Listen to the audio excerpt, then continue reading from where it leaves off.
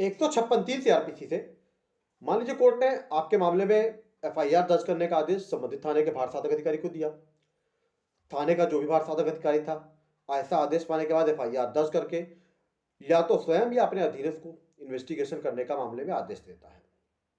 अब जब ऐसा आदेश मान लीजिए दिया गया और इन्वेस्टिगेशन शुरू हो गई, तो भाई इन्वेस्टिगेशन शुरू होने के बाद मामले में आरोप पत्र भी यानी चार्जशीट भी लगनी चाहिए।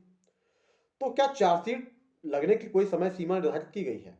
कितने समय के अंदर पुलिस मामले में इन्वेस्टिगेशन कर लेगी? ऐसा तो नहीं है 1 साल, 2 साल, 3 साल तक पुलिस मामले में इन्वेस्टिगेशन ही करती रहे। इस संबंध में क्या प्रावधान है? तो फ्रेंड्स, जो भी प्रावधान है मैं आपको उनको बताता हूं। और साथ साथ अगर मान लीजिए आपके मामले में या आपके केस में अगर पुलिस चार्जशीट समय से नहीं लगाती है, सही से विवेचना नहीं कर रही है, तो इसके लिए आप क्या स्टेप्स ले सकते हैं? तो सबसे पहली बात तो ये कि जब इन्वेस्टिगेशन किसी मामले में शुरू होती है और मान लीजिए अगर अभियुक्त को गिरफ्तार कर लिया जाता है, तो अगर अभियुक्त को गिरफ्तार करके और कारागार में निरुद्ध कर दिया गया मजिस्ट्रेट के आदेश से या जो भी कोर्ट है संबंधित उसके जो भी पीठासीन अधिकारी है उसके आदेश से, जिस अभियुक्त को अगर मान लीजिए कारागार में निरुद्ध कर दिया गया, तो जो प्रावधान है वो 167 सीआरपीसी की उपधारा 2 के ए और ए के फर्स्ट में ये प्रावधान है कि अगर मान लीजिए ऐसा कोई अपराध जिसमें मृत्यु या आजीवन कारावास या 10 वर्ष से अधिक की कारावास या जुर्माने का प्रावधान अगर है, कारावास और जुर्माना दोनों हो सकता है, सादा कारावास भी हो सकता है, कठोर कारावास हो सकता है, सश्रम कारावास हो सकता है। तो अगर 10 वर्ष से ऊपर का कारावास है, तो ऐसी सिचुएशन में 90 दिनों के अंदर जो भी इन्वेस्टिगेटिंग ऑफिसर होगा उसे चार्जशीट न्यायालय में दाखिल करनी होगी, प्रेषित करनी होगी।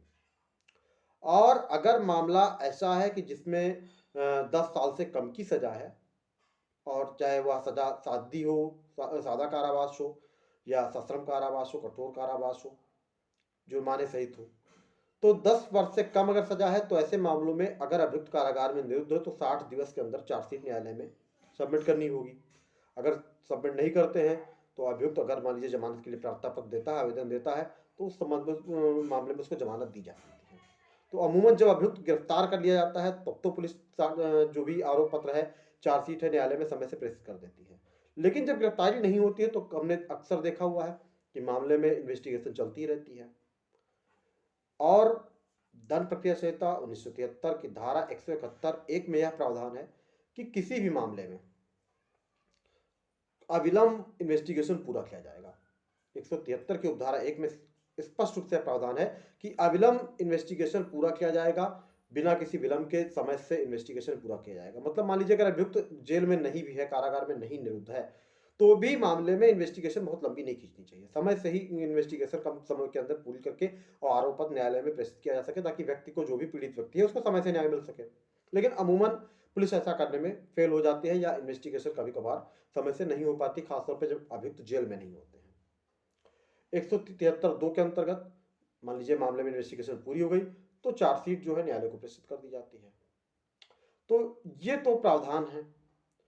लेकिन फिर भी अगर मान लीजिए आपकी इन्वेस्टिगेशन किसी कारण से अगर समय से नहीं हो रही है, एफआईआर दर्ज हो गई, इन्वेस्टिगेशन शुरू हो गई, भले 156(3) से ही सीआरपीसी से ही दर्ज हुई हो, तो आप क्या स्टेप्स और ले सकते हैं?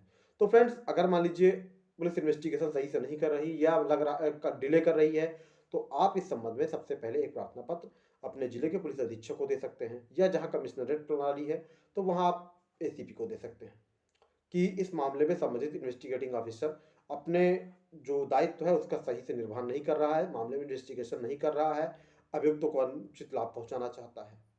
और अगर पुलिस अधीक्षक उस पर कार्रवाई करता है तो ठीक है, और अगर नहीं करता है तो आप उच्च अधिकारियों को, डीआईजी को दे सकते हैं प्रार्थना पत्र, या फिर आप अगर कमिश्नरेट प्रणाली है तो पुलिस कमिश्नर को दे सकते हैं। लेकिन अगर मान लीजिए फिर भी आपके मामले में मान लीजिए कोई प्रोग्रेस नहीं होती है, तो उस सिचुएशन में आप क्या करें?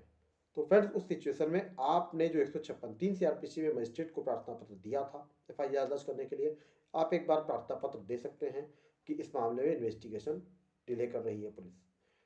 और इस संबंध में एक इलाहाबाद हाईकोर्ट का जजमेंट भी है, अभी रिसेंट में आया हुआ है। अगर मान लीजिए कोर्ट से भी आपको ऐसा लगता है कि हाँ, कोर्ट भी अगर मान लीजिए प्रक्रिया में रिपोर्ट मंगवाती है या इन्वेस्टिगेशन ऑफिसर से मामले के संबंध में कोई इंक्वायरी करती है, और अगर वहाँ से भी मान लीजिए कोई आपको लगता है कि हाँ लाभ नहीं हो रहा है या मामला लंबा खिंच रहा है, तो उस सिस्टम में या सिचुएशन में आप जा सकते हैं हाई कोर्ट और फाइल कर सकते हैं एक रिट पिटीशन। इस मामले में इन्वेस्टिगेटिंग ऑफिसर लापरवाही कर रहे हैं और अभियुक्तों की गिरफ्तारी नहीं कर रहे हैं और जानबूझ के अभियुक्तों को अनुचित लाभ पहुंचा रहे हैं। तो उस सिचुएशन में हाई कोर्ट मामले में इन्वेस्टिगेटिंग ऑफिसर को अपीयरेंस के लिए कह सकती है और क्या प्रोग्रेस हुई है, डिले क्यों हो रहा है इन्वेस्टिगेशन में, इस संबंध में कार्रवाई भी की जा सकती है। वैसे तो अगर आप पुलिस अधीक्षक को ही प्रार्थना पत्र देते हैं या डीआईजी को ही प्रार्थना पत्र देते हैं तो लगभग मामलों में कार्रवाई हो जाती है। इन्वेस्टिगेटिंग ऑफिसर को कहीं ना कहीं अगर मान लीजिए अपने दायित्वों का सही से निर्वहन नहीं करते तो उन्हें दंडित भी किया जाता है।